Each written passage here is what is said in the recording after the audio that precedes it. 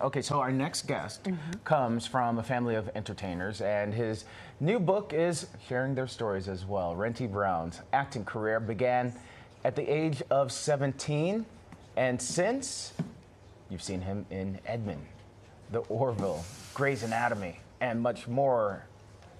Yeah, you could say showbiz runs in his blood. Wren T. Brown recently released a new book detailing 4 generations of his family's contributions to the arts. It's called The Family Business: 4 Generations of One Black Family's Artistic Odyssey. And he's here to tell us all about it. Welcome to New York Living. Welcome, Thank Mr. you Brown. so much for having me. It's Really so good to see appreciate both it. of you.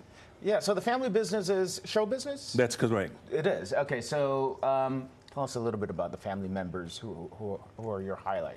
Well, the story begins with my great-grandfather. Okay. He was born in 1872. Which one is he on this pie He's right chart? there, Papa Young. Papa Young. Yeah. All right. 1872 in Thibodaux, Louisiana. He was a choir master, he was a composer and an arranger, but he was a teacher of music.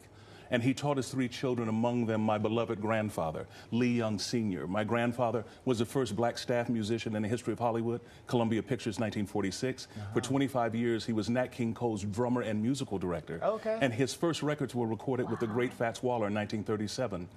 And so my mother's mother, Ruth E. Givens, was a cotton club dancer and a torch singer in Los Angeles. And then my father's parents. My father's mother was born in 1903 in Mobile, Alabama. She goes and makes her debut at the Standard Theater in Philadelphia, then on her way to New York during the Harlem Renaissance. She's there with Irving C. Miller's Brown Skin Models and the Cotton Club dancer.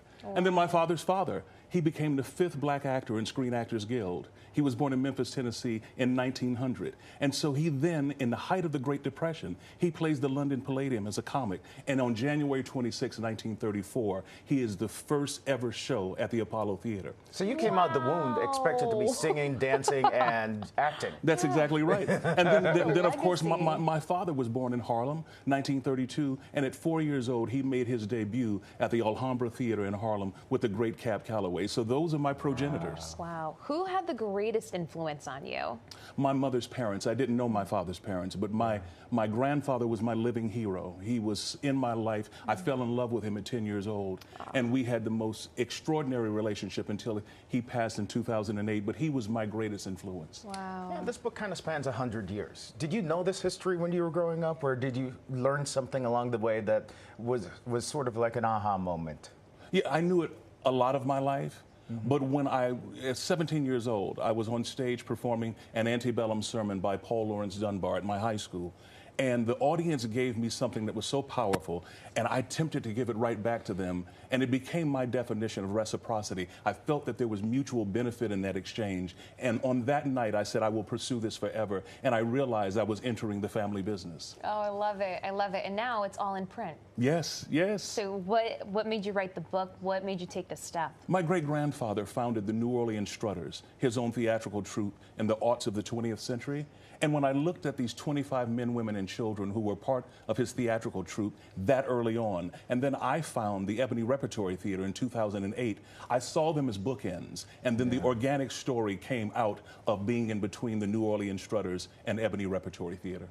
So given all this history that you found out about your family members, and yes, you've done Grey's Anatomy, you've done movies, you've done theater, you've done some singing and acting and such, are you like the slacker in the family? Let me put it this way, yes. Imagine with a resume like that. Exactly. But the reality of it is, to your point, though, my 4 parents, they went through the tall grass on behalf of me and others of my generation. Let me ask you really quickly, what's the takeaway that somebody who hasn't lived your family's life can get from reading this book?